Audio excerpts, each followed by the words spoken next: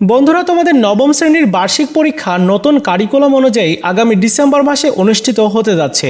ইতিমধ্যে সিলেবাসও প্রকাশ করে দিয়েছে এবং প্রতিটা সাবজেক্টেরই প্রশ্নগুলো প্রকাশ করা হয়েছে। সেম একই ধরনের প্রশ্ন কিন্তু আমার বার্ষিক পরীক্ষাতে থাকবে। আজকের এই ভিডিওতে সেই প্রশ্ন তোমাদেরকে দিয়ে দিব, প্রশ্নগুলোর উত্তরগুলোর সাথে দিয়ে দিব। সো সম্পূর্ণ ভিডিওটি দেখবে। আর এই চ্যানেলটিকে যারা এখনও পর্যন্ত সাবস্ক্রাইব করনি অবশ্যই সাবস্ক্রাইব করে রেখো। চলো শুরু করা যাক। শুরুতে আমি গণিত সাবজেক্টটা নিয়ে আলোচনা করছি। এখানে প্রথমে কিন্তু সিলেবাসটা রয়েছে, দেখে নিও। এখন মূল্যায়ন কাঠামো, প্রত্যেকটা সাবজেক্টেরই দুইভাবে মূল্যায়ন করা হবে। শিক্ষণকালীন 30 নম্বর থাকবে, সামষ্টিকে 70% নম্বর থাকবে। তো শিক্ষণকালীনের প্রশ্নটা আগে তোমাদেরকে দেখাই। এই যে এখানে যে প্রশ্নটা তোমরা দেখতে পাচ্ছ, এই প্রশ্নই তোমার থাকবে। যেমন অ্যাসাইনমেন্ট তৈরি করতে হবে, এখানে যে অ্যাসাইনমেন্টটা রয়েছে এই অ্যাসাইনমেন্টটা তৈরি করতে হবে, 10 নম্বর থাকবে। এরপর অনুসন্ধানমূলক কাজ থাকবে, প্রত্যেকটা আলাদাভাবে তোমার করতে হবে, 10 নম্বর থাকবে। এরপরে শ্রেণীর কাজ রয়েছে, এখানে 10 নম্বর থাকবে। মোটামুটি এটা তোমার শিক্ষণকালীন যে সময়টাতে তোমার ক্লাস হবে ওই সময়ে এই মূল্যায়নটা করা হবে। যদিও নতুন কারিকুলাম দিয়েছে, তোমার কাছে সময় খুবই অল্প। তোমার স্কুলের যারা শিক্ষক রয়েছেন তারাই তোমাদেরকে বলে দিবে যে কোন তারিখে তোমার কোন পরীক্ষাটা হবে, কোন তারিখে ব্যবহারিক পরীক্ষা হবে, কোন তারিখে তোমার অনুসন্ধানমূলক কাজের এই পরীক্ষাটা হবে। এটা তোমাকে তোমার স্কুলের যিনি টিচার রয়েছেন তিনি জানিয়ে দিবেন। মোটামুটি 30 নম্বর তুমি এখানে একদম 100% 30 নম্বরই পাবে। এরপরে যে সামষ্টিক মূল্যায়নটা মানে তোমার যে লিখিত পরীক্ষা বার্ষিক পরীক্ষাটা হবে, এখানে প্রশ্নের নমুনা তোমরা দেখতে পাচ্ছ। আর প্রশ্নটা তোমাদেরকে দেখাচ্ছি। এই যে এটা হচ্ছে প্রশ্ন। গণিত বিষয়ের ক বিভাগে তোমার 15টা থাকবে হচ্ছে এমসিকিউ, মানে বহু নির্বাচনী।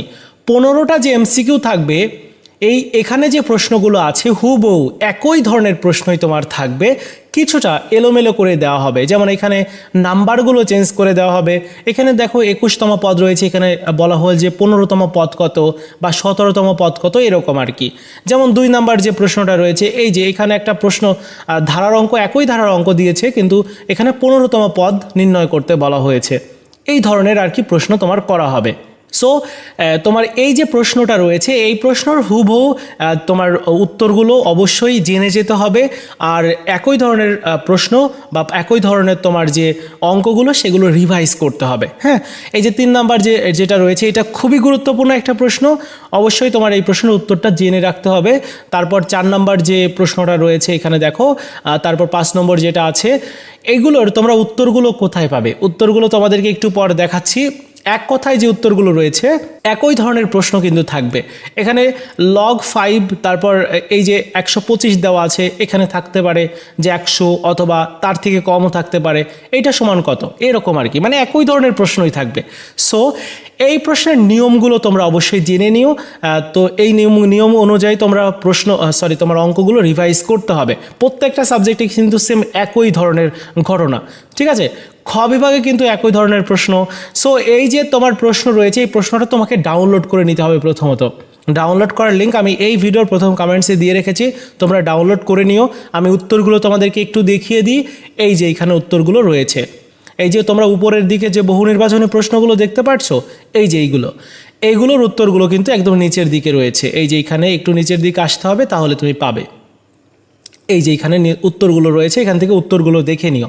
একই ধরনের প্রশ্ন কিন্তু তোমার হবে।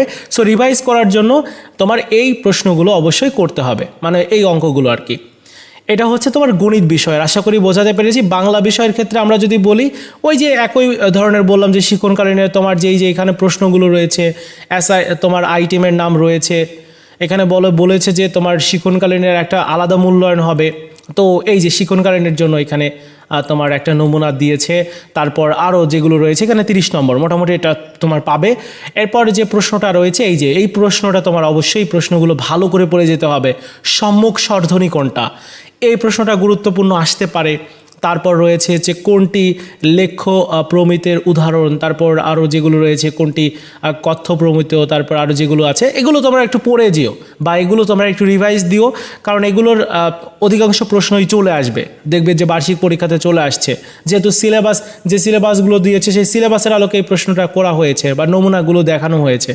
এরপর রচনামূলক প্রশ্ন, এখানে দেখো রচনামূলক প্রশ্ন যেগুলো আছে এগুলোর উত্তরগুলো তোমরা একটু পড়ে যেও, কারণ অনেকগুলো প্রশ্ন চলে আসতে পারে বা একই অধ্যায় থেকে তোমার আরও অন্য প্রশ্নও আসতে পারে। তো উত্তরগুলো একটু নিচের দিকে যেতে হবে পাওয়ার জন্য। তো এখানে দেখো উত্তরগুলো এখানে রয়েছে। এই যে নৈবাত্তিক প্রশ্নের উত্তর, এখানে উত্তরগুলো রয়েছে, একটু দেখে নিও। এরপর আমরা যদি ইংরেজির প্রশ্নটা দেখি, এই যে ইংরেজির অ্যানুয়াল এক্সামের একটা প্রশ্ন নমুনা দিয়েছে, একই ধরনের প্রশ্নই হবে। এখানে দেখো সিলেবাসটা দিয়েছে, এই সিলেবাসটা অনুযায়ী পরীক্ষা হবে। তারপর যে এই যে এখানে হোমওয়ার্ক দিয়েছে, তোমার একজন স্পেসিফিক টিচার তিনি যেটা বলবেন সেটা করতে হবে, তোমার 10 মার্ক থাকবে। তারপর গ্রুপ ওয়ার্ক রয়েছে, ক্লাস ওয়ার্ক, এখানে তোমার 10 মার্ক থাকবে। কি করতে হবে, এখানে একটা টেবিল বা চার্ট, ফলো চার্ট তোমার একটা করতে হবে, তোমার এ সেকশন থেকে বি সেকশনের দিকে যেতে হবে, এরকম আর কি। এরপর হচ্ছে প্রজেক্ট তোমার তৈরি করতে হবে, এখানে 10 নম্বর, টোটাল হচ্ছে 30 নম্বর। এই 30 নম্বর তোমার প্রত্যেকেই পাবে, একদমই টেনশন করো না, 30 নম্বর পাবে। আর বাকি যে মূল্যায়নের যে নম্বরটা রয়েছে এইটা তোমাকে অবশ্যই ভালো করে রিভাইজ দিয়ে যেতে হবে। তারপর যে অধ্যায়গুলো দেওয়া হয়েছে, যে সিলেবাসে যে অধ্যায়গুলো আছে ওই অধ্যায়গুলো একটু ভালো করে পড়তে হবে। এই যে এখানে যে প্যাসেজটা আছে, এই প্যাসেজটা মোটামুটি ভালো করে পড়তে হবে। এই প্যাসেজের বাংলা অর্থ যেটা আছে সে অর্থটা ভালো করে পড়বে, প্রশ্নগুলো যেগুলো আছে এগুলো কমপ্লিট করবে, মোটামুটি এতটুকু করতে হবে। যেগুলো যে প্রশ্নটা দিয়েছে পুরো প্রশ্নটা একদম ভালো করে পড়ে যেতে হবে। নিচের দিকে তোমরা উত্তরগুলো পেয়ে যাবে, উত্তরগুলো এখান থেকে দেখে নিও, এই যে উত্তরগুলো এখানে রয়েছে দেখে নিও। হ্যাঁ, এবার আমরা অন্য একটা প্রশ্ন দেখি, বিজ্ঞানের এখানে অ্যাসাইনমেন্ট মানে যে তোমার মূল্যায়নটা হবে, যেটা হচ্ছে তোমার শিক্ষণকালীন মূল্যায়ন, যেটা এই যে শিক্ষণকালীন মূল্যায়নের এই যে 73 থেকে 75 পৃষ্ঠার উল্লেখিত কাজ করতে হবে, 10 নম্বর। তারপর 34 থেকে 36 পৃষ্ঠার উল্লেখিত কাজ করতে হবে, এখানে 10 নম্বর। তারপরে 43 থেকে 47 পৃষ্ঠার তোমার 10 নম্বর আরও রয়েছে, মোটামুটি 30 নম্বর। এটা তোমার শিক্ষকরা দিয়ে দিবে। আর যে প্রশ্নটা রয়েছে, প্রশ্ন কিন্তু এখানে রয়েছে এবং প্রত্যেকটা প্রশ্ন কিন্তু খুবই গুরুত্বপূর্ণ, প্রত্যেকটা প্রশ্ন অবশ্যই ভালো করে পড়ে যাবে। আর এই প্রশ্নগুলো উত্তরগুলো কই পাবে, একটু নিচের দিকে যাবে, নিচের দিকে গেলে প্রশ্নের উত্তরগুলো এই যে এখানে রয়েছে, এখান থেকে দেখে নিও, এই যে নৈবাত্তিক প্রশ্নের উত্তর।